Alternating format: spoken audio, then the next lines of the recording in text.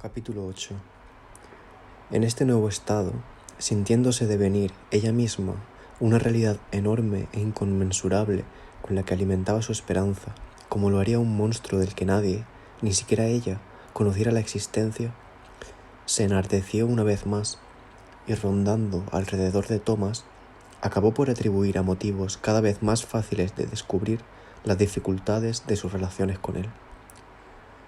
Pensando, por ejemplo, que era anormal que no se pudiera saber nada de su vida y que permaneciera en cualquier circunstancia anónimo y privado de historia. Una vez decidida a probar aquella vía, perdía toda posibilidad de poder detenerse a tiempo. Tanto hubiera valido decir no importa qué, sin otra intención que poner las palabras a prueba. Pero lejos de condescender a estas precauciones, creyó conveniente, en un lenguaje cuya solemnidad contrastaba con su condición miserable, elevarse a una profanación que estuviese a la altura de la verosimilitud de sus palabras. Lo que ella le dijo tenía la forma de un lenguaje directo. Era un grito lleno de soberbia que resonaba en la vigilia con el carácter mismo del sueño. «Sí», dijo ella, «quisiera verte cuando estás solo. Si al menos pudiera encontrarme ante ti, completamente ajena a ti, tendría alguna oportunidad de reunirme contigo. Pero en cambio, sé que no te alcanzaré nunca. La única posibilidad de disminuir la distancia que nos separa sería alejarme infinitamente, aunque ya estoy infinitamente lejos y no puedo alejarme más. Desde el momento en que te toco, Thomas». Apenas pronunciadas, estas palabras la extasiaron. Vio cómo él se iluminaba. Con la cabeza echada hacia atrás, su garganta emitía un ruido muy dulce que conjuraba los recuerdos. Ahora no tenía ninguna necesidad de gritar. Sus ojos se cerraban, su espíritu estaba ebrio. Su respiración se hizo lenta y profunda. Sus manos se enlazaron. Aquello razonablemente debía durar eternamente. Pero como si el silencio hubiese sido también una invitación a volver, pues no lo comprometía nada. Ella se dejó arrastrar, abrió los ojos, reconoció la habitación y una vez más todo volvió a empezar. Que no hubiera obtenido la explicación deseada, esta decepción la dejaba indiferente. Aunque ya no le era posible pensar hasta que él no le revelara aquello que para ella era una especie de secreto y para él no tenía de ninguna manera el carácter de un secreto. Por el contrario, fijándose a la idea que lo que pudiera decir perduraría a pesar de todo, insistía en hacerle saber que aunque ella no ignoraba la extraordinaria distancia que les separaba, se obstinaría hasta el final por mantener un contacto con él, y si había en todo ello algo de desvergonzado, había también algo muy tentador en su ansiedad por decir que aquello que hacía era insensato y que sin embargo lo hacía con conocimiento de causa. Pero ¿podría creerse que aquello, por infantil que fuera, pudiera hacerlo por sí misma?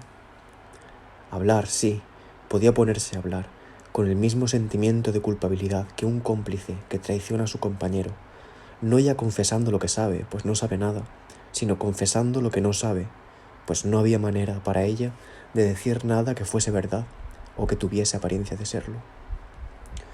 Y sin embargo, lo que decía, sin hacerle entrever por ningún resquicio la verdad, sin darle en compensación la menor luz sobre el enigma, la encadenaba tan fuertemente, más fuertemente quizá, que si hubiera confesado la intimidad de las cosas secretas. Lejos de poder deslizarse por los senderos perdidos donde habría tenido la esperanza de acercarse a él, no hacía más que perderse en su itinerario guiada por una ilusión que incluso a sus ojos no era más que una ilusión.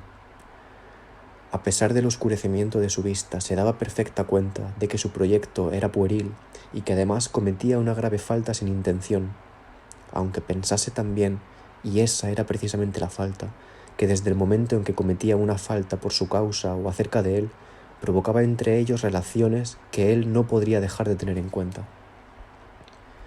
Pero no adivinaba menos cuán peligroso era ver en él a un ser que había conocido acontecimientos sin duda diferentes de los demás, aunque en el fondo análogos a los de todos, y sumergirle en la misma agua que que había resbalado sobre ella. En cualquier caso, era una gran imprudencia mezclar el tiempo, su tiempo personal, con aquel que sentía horror del tiempo, y sabía que no podía resultar nada bueno para su propia infancia de la imagen caricaturesca, y peor aún si la imagen era perfecta, quedaría de la infancia aquel que no podía tener un carácter histórico.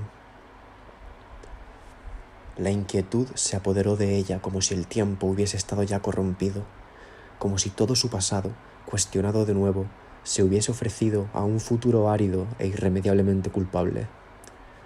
Y ni siquiera podía consolarse pensando que, siendo arbitrario todo lo que debía decir, el riesgo mismo era ilusorio.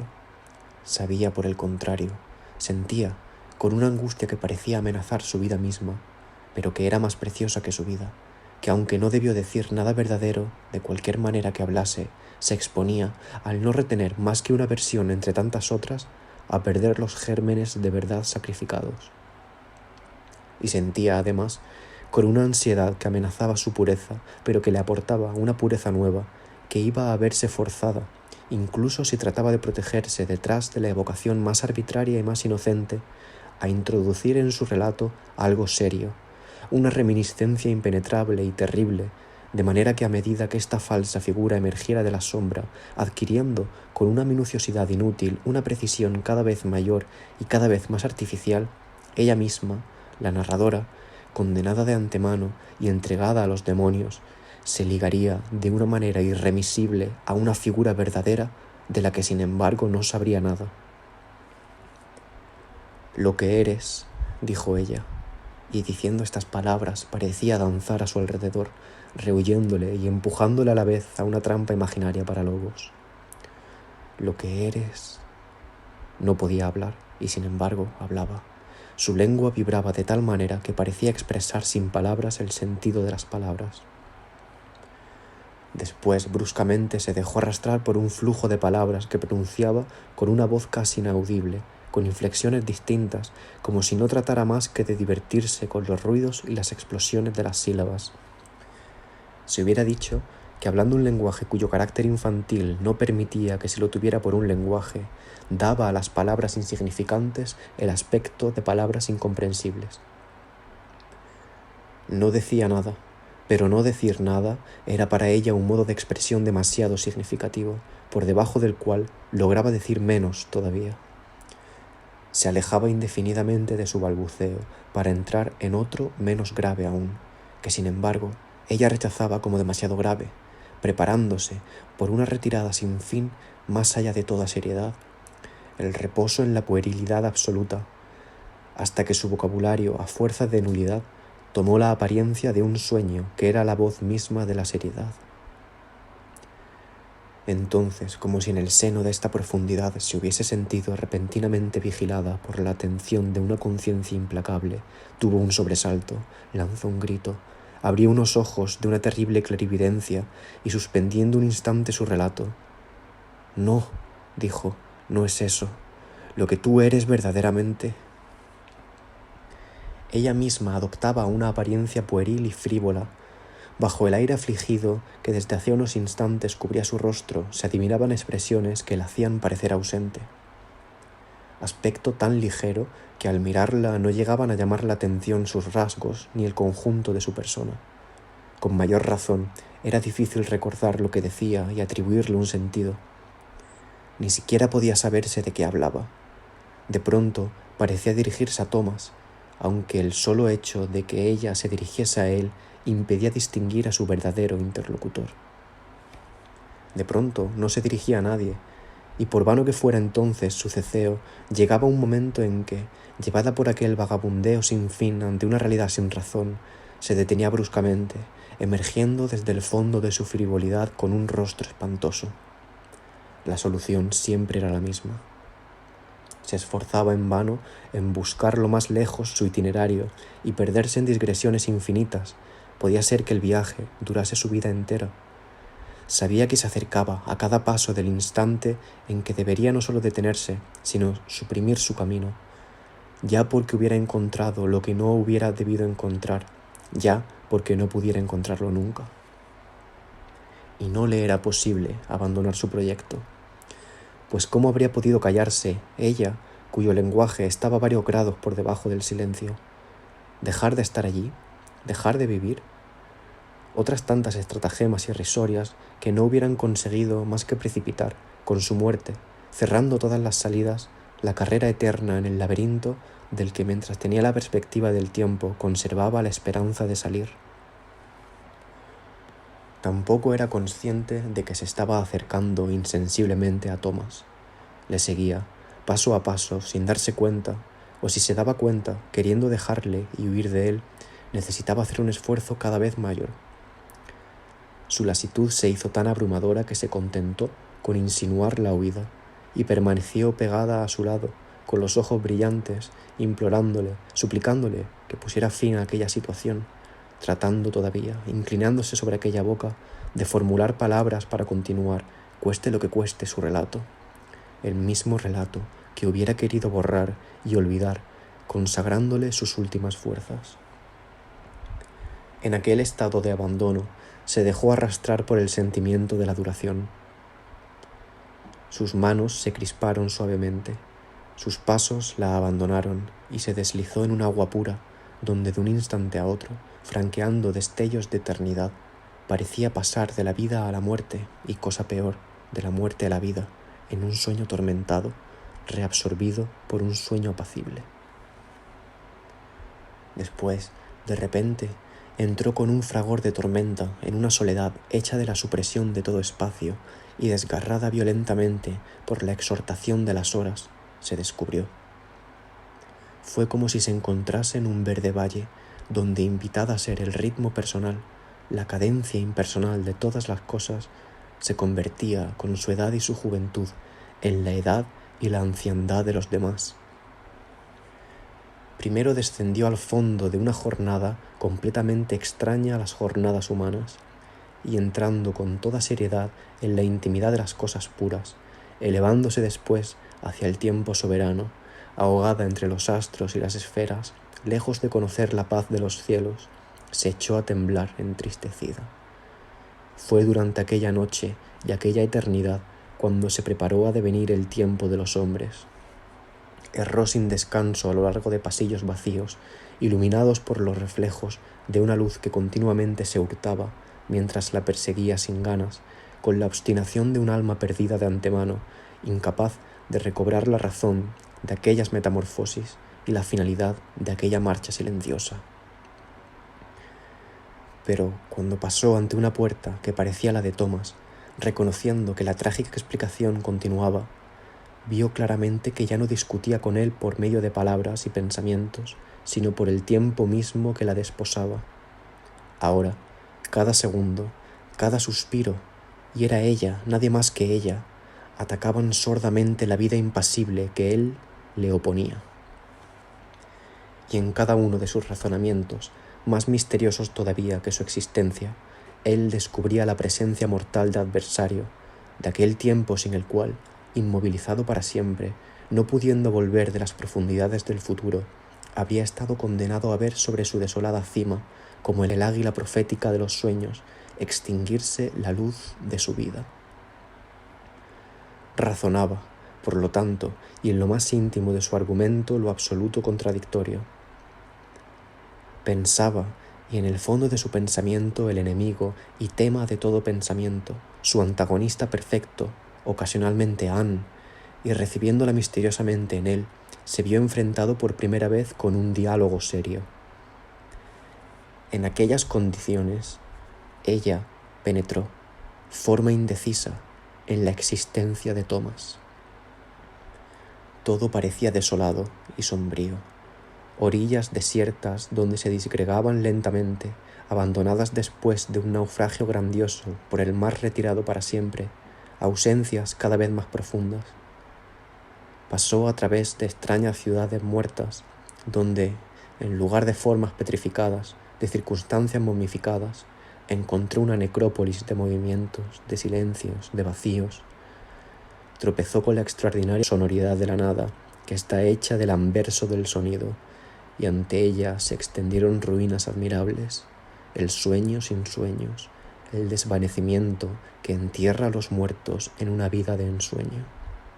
la muerte por la que cada hombre, hasta el espíritu más débil, deviene el espíritu mismo. En aquella exploración que había emprendido con tanta ingenuidad, creyendo encontrar la frase decisiva sobre sí misma, se reconoció apasionadamente en busca de la ausencia de Anne, de la nada más absoluta de Anne. Creyó comprender, oh cruel ilusión, que la indiferencia que discurría a lo largo de Thomas como un agua solitaria venía de la infiltración en regiones donde ella no habría debido penetrar jamás, de la ausencia fatal que había conseguido romper todas las barreras.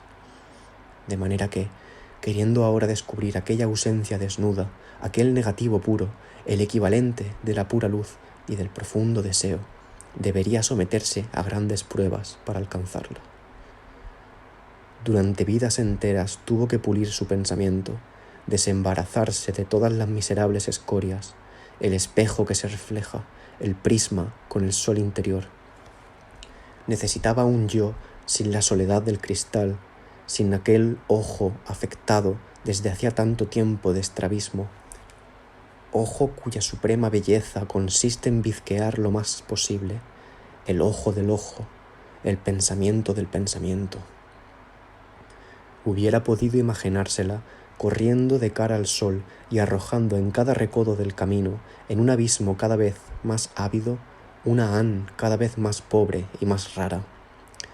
Se la habría confundido con aquel mismo abismo, donde manteniéndose despierta en el interior del sueño, el espíritu liberado del saber, sin luz, no aportando en su encuentro con el pensamiento nada que pensar, se preparaba a alejarse tanto de ella misma que al contacto de la desnudez absoluta, pasando maravillosamente a través, pudo reconocer en ella su pura y propia transparencia. Dulcemente, provista del único nombre de Anne que debía servirle para volver a la superficie después de la zambullida, dejó subir la marea de las groseras ausencias, ausencia de ruido, el silencio, ausencia de ser, la muerte. Pero después de aquella nada tan tibia y tan fácil donde habitaba Pascal, atormentado ya sin embargo, se sintió atrapada por las ausencias de diamante, la ausencia de silencio, la ausencia de muerte, donde no podía sentir el suelo bajo sus pies más que con ayuda de las nociones inefables, los yo no sé qué, fénix de un fragor inaudito, las vibraciones que hacen estallar el éter de los sonidos más desgarradores e incluso superándoles en su impulso los sonidos mismos. Y cayó en los círculos mayores, análogos a los del infierno, pasando, relámpago de razón pura, por el momento crítico donde es necesario, solo un instante, permanecer en el absurdo, y habiendo abandonado lo que todavía puede representarse, añadir indefinidamente la ausencia a la ausencia, y a la ausencia de la ausencia, y a la ausencia de la ausencia de la ausencia, y así, con esta máquina aspirante, hacer desesperadamente el vacío. Entonces comienza la verdadera caída, aquella que se anula a sí misma. Nada eternamente devorada por una nada más pura, pero al llegar a aquel límite, Anne tomó conciencia de la locura de su tentativa. Todo lo que había creído suprimir de ella tuvo la certeza de volver a encontrarlo tal cual. En aquel momento supremo de absorción, reconocía en lo más profundo de su pensamiento un pensamiento, el miserable pensamiento de que ella era Anne, la viva, la rubia y, oh horror, la inteligente. Las imágenes la petrificaban, la concebían, la producían. Le fue dado un cuerpo 1000 veces más bello que el suyo, 1000 veces más cuerpo.